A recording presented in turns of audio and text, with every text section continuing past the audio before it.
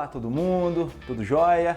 Vamos continuar com a nossa resolução aí e agora a gente está entrando na parte de movimento curvilíneo. Só que eu não vou começar falando do movimento curvilíneo propriamente dito. Eu vou dar uma ênfase primeiro numa questãozinha envolvendo o deslocamento, uma questão que eu achei bem legal, resolvi colocar ela no material, é uma questão da PUC, Rio de Janeiro.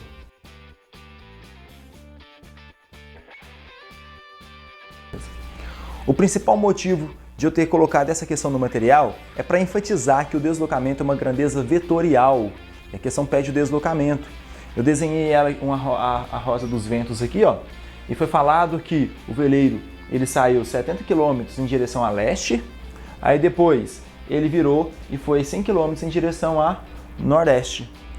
Você sabe que, então agora precisa de um pouquinho de geografia aqui, né? Conhecer um pouquinho das rosas rosa dos ventos, e aí aqui é 90 graus, você sabe disso, né?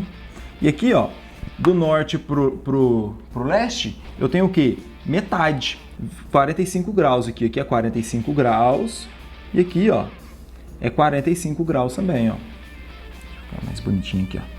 E aqui também é 45 graus. Prontinho.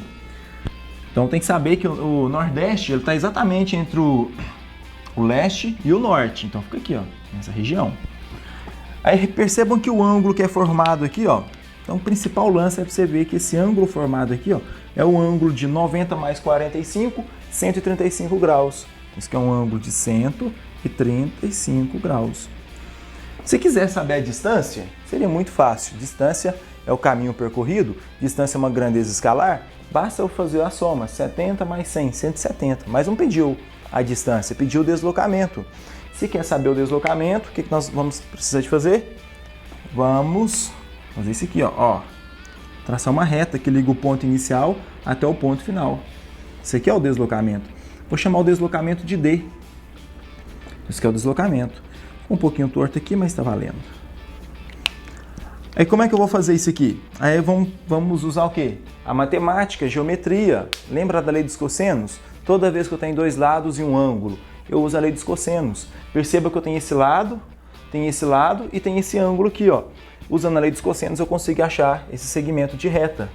Então vamos escrever a lei dos cossenos rapidinho. D ao quadrado. Eu vou chamar, por exemplo, esse lado aqui de A e esse lado aqui de B. Fechou? Então, ó, A ao quadrado mais B ao quadrado menos 2 vezes o A vezes o B, vezes o cosseno do ângulo θ, que no caso aqui é o cosseno de 135 graus, que é esse ângulo que faz aqui, ó, nesse triângulo. Tem um triângulo aqui, ó, e esse ângulo aqui é um ângulo obtuso, né, maior que 90 graus. Então agora é só substituir. Então fica D ao quadrado é igual a A ao quadrado, o A aqui é 70 ao quadrado, mais 100 ao quadrado, menos 2 vezes o 70 vezes o 100, vezes o cosseno de 135. Cosseno de 135. Aí eu quero que você lembre o seguinte. Lembra do cosseno? Já falei em aulas anteriores, já falei em questões resolvidas anteriores. O cosseno de um ângulo, ele é igual menos o seu cosseno, só que é com ângulo suplementar. Lembrando que o ângulo suplementar é o que falta para 180. Então, quanto que falta para 180 aqui? 45. Então, ó, cosseno de 135 é igual ao menos o cosseno de 45. Só que o cosseno de 45, nós já sabemos a tabela trigonométrica. Isso que vale raiz de 2 sobre 2. Raiz de 2 dividido por 2. Então vai ficar assim, ó. Onde tem o cosseno de 135, eu vou colocar o menos raiz de 2 sobre 2. Ó, menos raiz de 2 dividido por 2. Pronto. Agora é só conta, é só matemática.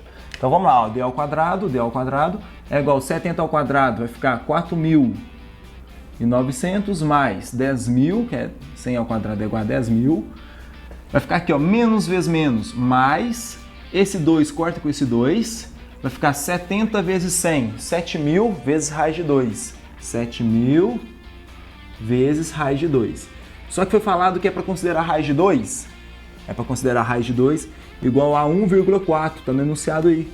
Então você vem cá, substituir aqui por 1,4, 1,4, fazendo essa conta aqui, tirando da raiz, vai dar aproximadamente 157 quilômetros, 157 km, que vai dar a resposta letra C. Entendidos? Valeu e até a próxima!